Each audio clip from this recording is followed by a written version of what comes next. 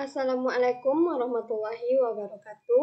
Baiklah, bertemu lagi dengan saya Novi Susanti dengan NIM 200002057.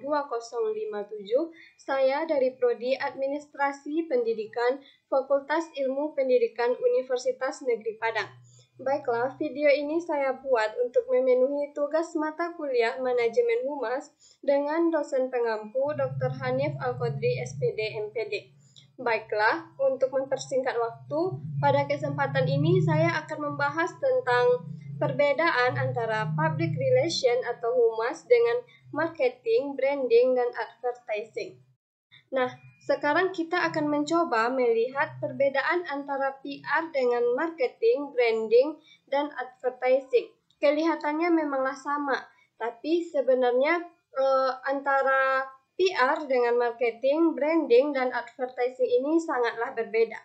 Nah, sebelum kita memahami perbedaannya, yang harus kita pahami terlebih dahulu ialah istilah MPR dan CPR. Yang mana MPR adalah Marketing Public Relation dan CPR adalah Corporate Public Relation. Nah, pada prinsipnya, mau tidak mau akan terpecah ke dalam MPR dan CPR ini.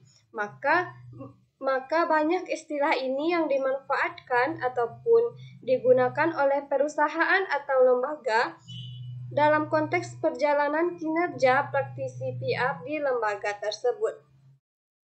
Nah, di sini MPR ini digunakan untuk membentuk citra perusahaan dan memperbaiki citra perusahaan yang berdampak terhadap keputusan pembeli secara bisnis. Bahkan dari hasil riset atau penelitian, MPR ini tidak begitu saja mendorong keputusan pembelian, melainkan secara tidak langsung dilakukan melalui citra perusahaan. Jadi, semakin baik citra perusahaan atau lembaga, maka semakin mudah untuk menjual ataupun merealisasikan apa yang menjadi kinerjanya kepada publik eksternal, sehingga menjadi lebih terbantu dan menjadi lebih mudah, karena semakin dipercayai, semakin yakin klien kepada perusahaan kita, maka di sini kita akan semakin mudah untuk melakukan penjualan. Nah, jadi di sini berpedoman pada seberapa baiknya citra lembaga serta bagaimana kita memberikan responnya. Yang perlu ditekankan di sini ialah memperbaiki citra lembaga itu jauh lebih berat daripada membentuk citra suatu lembaga. Karena ketika membentuk citra lembaga, kita hanya menentukan strategi pembentuknya. Tetapi ketika kita memperbaiki citra lembaga, artinya kita merubah paradigma yang bukan hanya menentukan strategi, tetapi benar-benar membutuhkan waktu yang lama untuk meluruskannya kepada publik. Nah, sekarang kita juga akan mencoba melihat perbedaan antara MPR dengan CPR ini. Nah, jadi yang setelah kita bahas tadi, yang mana MPR merupakan marketing dari public relation, yang merupakan proses dari perencanaan, pelaksanaan, dan evaluasi berbagai macam program yang mendorong nilai beli, minat beli, serta kepuasan konsumen melalui penyampaian informasi dan komunikasi, serta kesan yang meyakinkan dalam usaha memperlihatkan bahwa perusahaan atau produk yang kita keluarkan itu memang sesuai dengan kebutuhan, keinginan, kepentingan, dan minat masyarakat sebagai konsumen utamanya. Nah, di sini kita akan mencoba melihat CPR, yang mana CPR yaitu Corporate Public Relation. Nah, ini adalah fungsi manajemen perusahaan yang tujuannya adalah mendukung tujuan masyarakat. Jadi, fokusnya bukan pada penjualan, tetapi pada corporate-nya untuk mendukung tujuan masyarakat. Nah, alat dan teknik yang sering digunakan untuk penunjang marketing atau sasaran penjualan suatu bisnis disebut dengan komunikasi marketing atau marketing public relation.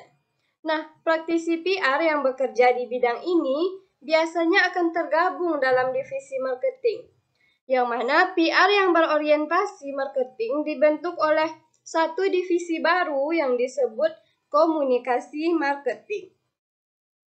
Nah, sangat banyak pengelolaan marketing yang menerapkan PR sebagai sarana promosi dalam rangka marketing mix, yang mana marketing mix ini merupakan bauran dari pemasaran yang dilakukan oleh perusahaan, mulai dari produk, price, place, and promotion. Nah, ini diambil dari pendapat Styler tahun 1952 yang memunculkan istilah 4P ini, bahwa promosi dalam marketing yang disebut dengan mix atau pembauran dari pemasaran itu adalah mix dari produk, price, place, and promotion atau 4P tadi.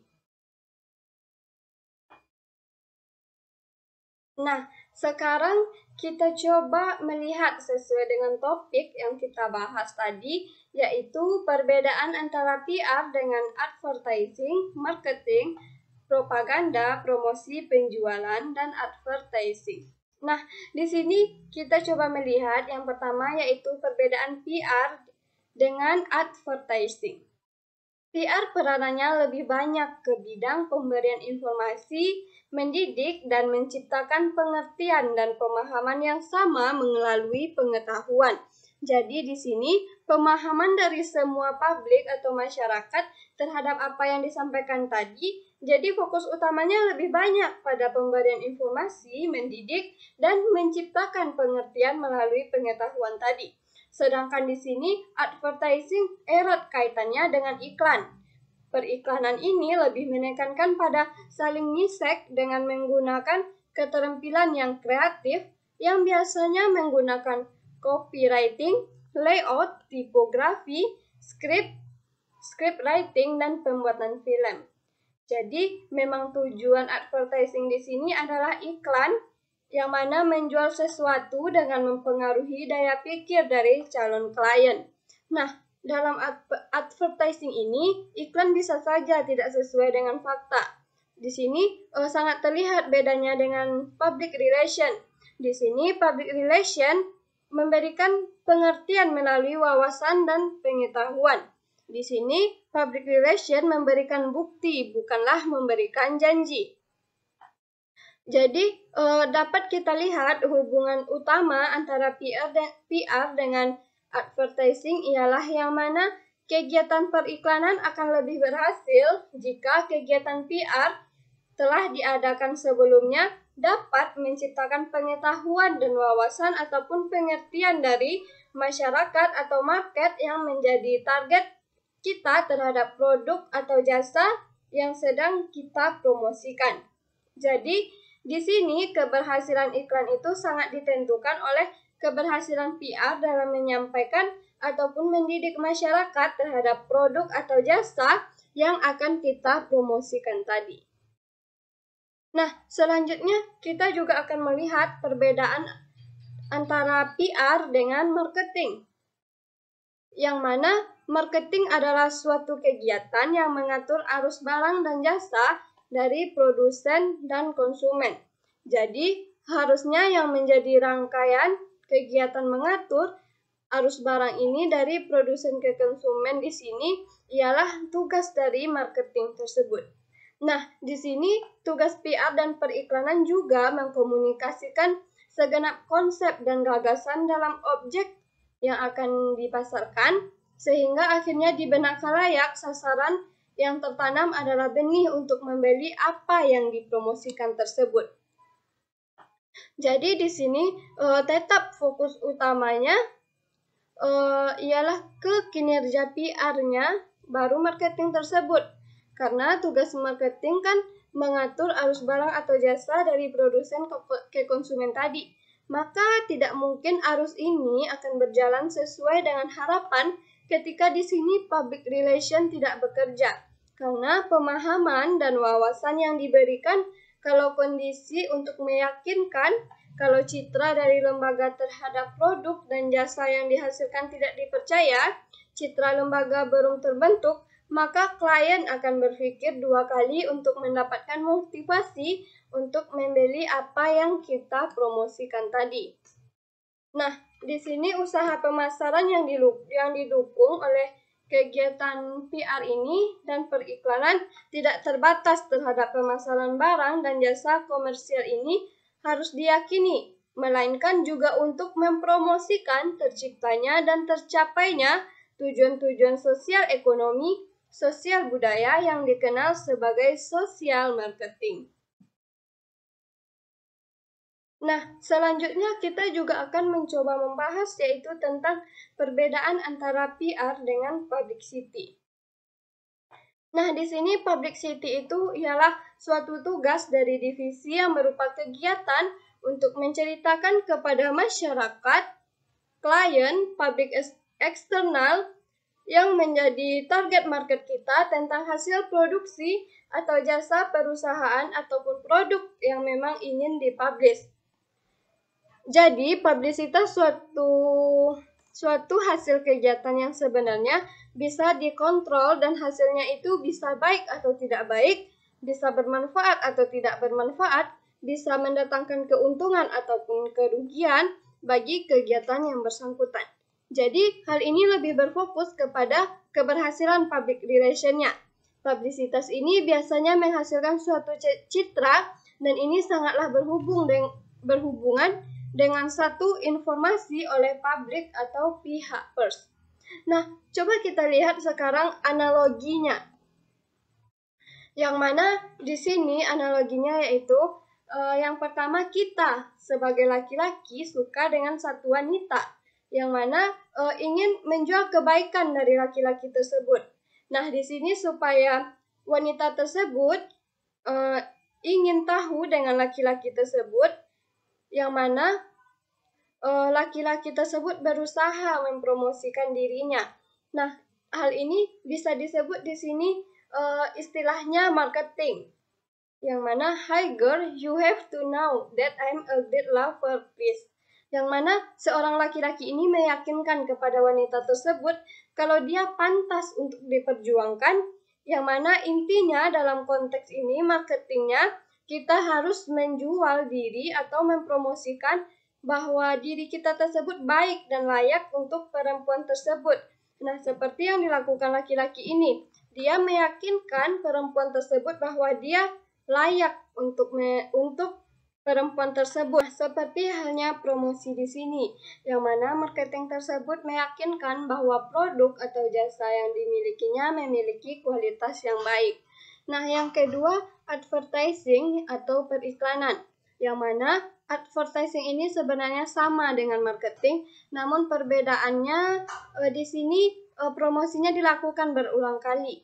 Seperti laki-laki tadi, "Hi girl, you have to know that I'm a great lover, please." Kemudian diulangnya secara terus-menerus bahwa I'm a great lover, I'm a great lover. Yang mana di sini sampai semua orang tersebut terbranding dengan advertising tadi. Yang mana di sini dia selalu meyakinkan perempuan tersebut bahwa dia memanglah yang terbaik. Nah, kemudian yang ketiga yaitu kita lihat branding. Yang mana dalam konteks branding ini si wanita tersebut mengatakan bahwa I understand that you're a great lover. Intinya di sini semua orang sudah tahu kualitas produk atau jasa yang dipublishkan oleh perusahaan tersebut memiliki kualitas yang bagus, sehingga masyarakat akan tertarik untuk membeli produk dan jasa tersebut. Nah, dari marketing, advertising, branding tentu berbeda dengan public relation. Dapat dikatakan bahwa yang mana marketing ini dia harus menjual diri dulu supaya diketahui yang sebenarnya belum diketahui oleh orang. Kemudian advertising dia harus berulang kali mengatakan soal produk atau jasa tersebut dengan menggunakan media periklanan, yang mana hal ini dilakukan secara terus-menerus. Kemudian yang branding setelah semua dilakukan dengan waktu yang panjang, maka akan terbentuk branding. Branding tersebut yang mana orang sudah mengetahui kualitas barang tersebut seperti apa. Nah, di sini untuk public relation-nya, orang tersebut tidak perlu menjual diri, mempromosikan diri, atau mempromosikan barang dan jasanya. Dalam istilahnya tidak perlu memarketing, advertising, dan branding.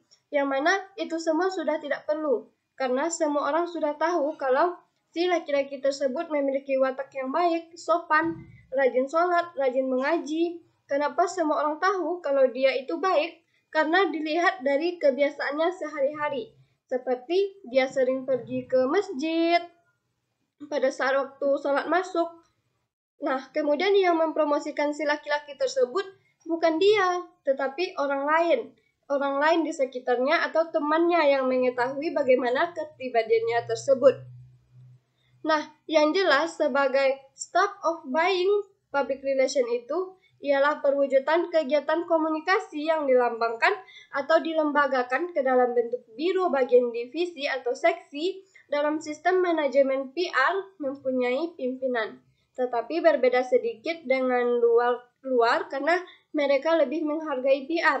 Karena orang luar sana memandang kalau PR itu adalah nyawa perusahaan atau lembaga yang terletak pada citra yang merupakan kendali kerja menjadi tujuan utama dari pekerjaan dari PR, mulai dari membentuk, menjaga, dan mengembangkan, mempertahankan, bahkan memperbaikan citra yang sudah terlanjur buruk.